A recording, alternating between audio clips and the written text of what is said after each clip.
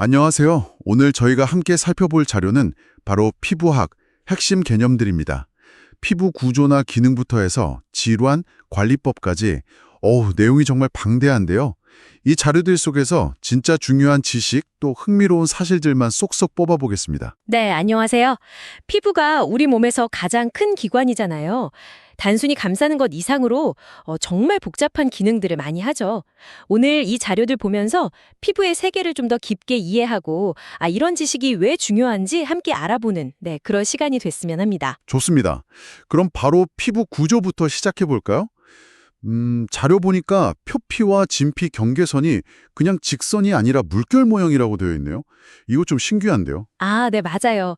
그 물결 구조 덕분에 표피하고 진피가 훨씬 더 단단하게 붙어 있을 수 있고요. 영양분 교환도 더 잘 돼요. 그리고 그 멜라닌 색소 만드는 세포 있죠? 멜라노사이트. 이건 주로 표피의 가장 아래쪽 기저층에 있고요. 아하, 기저층이요. 네.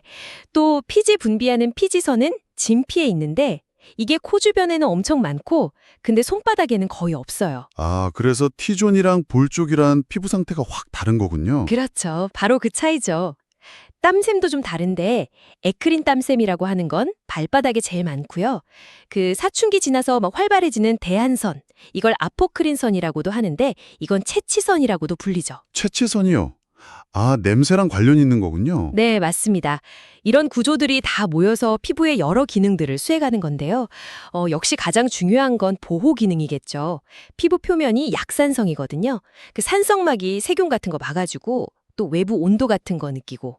네. 아마 그리고 자외선 받으면 프로비타민 D가 비타민 D로 바뀐다는 거. 이것도 중요한 기능이죠. 영양분 합성. 네, 맞습니다. 비타민 D 합성. 근데 자료에서 좀 주의 깊게 봐야 할 부분이 진피 조직이 신체에서 가장 큰 저장기관이다. 이 설명은 틀렸다고 하네요. 저장 기능이 가장 크다는 건 잘못된 정보군요. 네, 정확히 알아야겠네요. 좋습니다. 그럼 이제 피부 면역, 생리, 그리고 좀 문제성 피부 쪽으로 넘어가 볼까요? 네, 피부가 면역에서도 꽤 중요해요. 비림프구라는 게 항체, 다른 말로 면역 글로불린을 만들어서 우리 몸을 지키고요.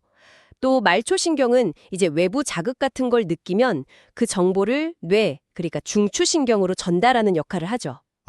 추울 때 소름 돋게 하는 그 잇모근도 그럼 체온 조절이랑 관련이 있는 거네요? 네, 정확합니다. 체온 조절 기능이죠. 그리고 기본적인 거지만 인체 구성 단계, 세포에서 조직, 기관, 계통, 그리고 인체, 이 순서도 중요하고요. 이런 시스템에 뭔가 문제가 생기면 이제 피부 질환으로 나타나는 거겠죠? 자료 보니까 임의용실에서 수건 소독 제대로 안 하면 트리코마 같은 거 감염될 수 있다고 하고요. 바이러스성 질환으로는 단순포진이 대표적이네요. 네, 맞아요. 그리고 여드름의 가장 초기 단계인 면포, 그 좁쌀여드름 같은 거요. 그것도 피부에 처음 나타나는 병변, 원발진에 속하고요. 여드름 얘기 나왔으니까 좀 더 보면 면포라는 게 결국 피지, 각질, 세균 같은 게 엉겨서 모공을 막은 상태군요. 네, 그렇죠. 그리고 주로 안드로겐이라는 호르몬이 좀 유발 요인이 되고요. 근데 다행히 염증 생기기 전 단계, 흰 면포 단계에서는 관리로 좋아질 수 있다고 합니다. 그렇군요. 그리고 색소질환 관련해서 좀 잘못 알려진 것들도 있나 봐요. 기미가 갑상선 기능 저하랑은 직접적인 연관성은 좀 낮다고 하고요. 네, 맞아요. 그리고 백반증은 멜라닌 세포가 막 많아져서 생기는 게 아니라 오히려 후천적으로 없어지는 탈색소 질환이죠. 반대네요. 그럼 태어날 때부터 멜라닌이 부족해서 햇빛에 약한 건 백색증이고요. 네, 그건 백색증입니다. 또 노화된 피부는 특징이 딱 유수분 부족이고요. 눈가나 뺨에 좁쌀처럼 오돌토돌 생기는 거 있잖아요. 비립종. 그건 작은 낭종이라고 하네요. 네. T존은 번들거리는데 볼은 건조한 복합성 피부도 아주 흔한 타입으로 나와 있고요. 네, 맞습니다. 그럼 이런 피부 문제들을 좀 예방하고 관리하려면 역시 영양소랑 자외선 차단이 중요하겠네요. 비타민 A 부족하면 피부가 건조해지고 거칠어진다고. 네, 필수적이죠. 근데 피부에서 직접 많이 만들어지지는 않아요. 비타민 C는 콜라겐 만드는 데 중요하고요. 근데 열에는 약하고. 그렇죠. 콜라겐이랑 엘라스틴이 탄력이랑 주름에 중요한 단백질이고요. 맞아요.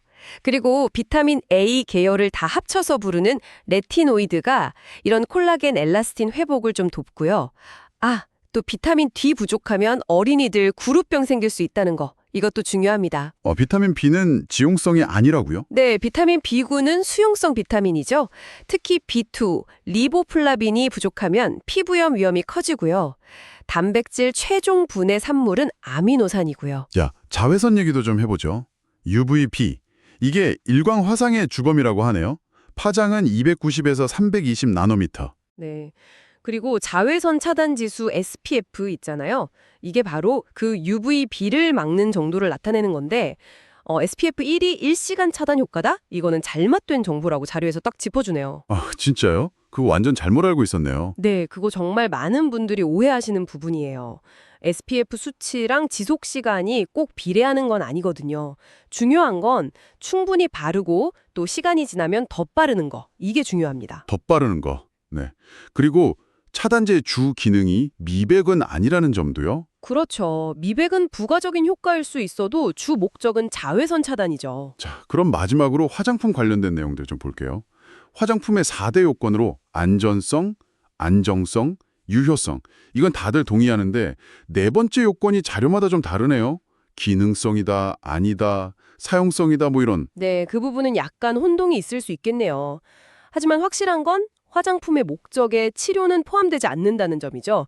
미용과 건강 유지가 목적이지 질병 치료는 아니에요. 그렇죠. 아, 그리고 피부 흡수율은 분자량이 작을수록 높다. 이것도 중요한 원칙이네요. 네, 미백 성분으로는 비타민 C나 코직산, 감초 추출물 이런 게 있는데 캄퍼는 아니고요. 라놀린은 양털에서 얻는 왁스 성분이고 AHA는 각질 제거에 도움을 주죠. 와, 진짜 오늘 엄청 많은 내용을 다뤘네요.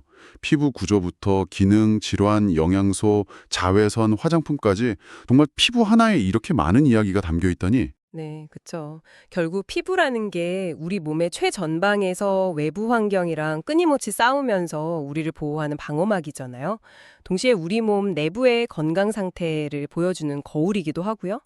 오늘 저희가 같이 살펴본 이런 내용들을 바탕으로 해서 그냥 문제가 생겼을 때 대처하는 걸 넘어서서요. 평소에 내 피부 본연의 힘, 그러니까 방어력이나 회복력을 어떻게 더 키울 수 있을까? 이걸 좀 고민해보는 계기가 되면 좋지 않을까 싶습니다. 네, 좋은 말씀이네요. 여러분의 피부 건강 루틴은 어떤지 한번 점검해 보시는 것도 좋을 것 같습니다.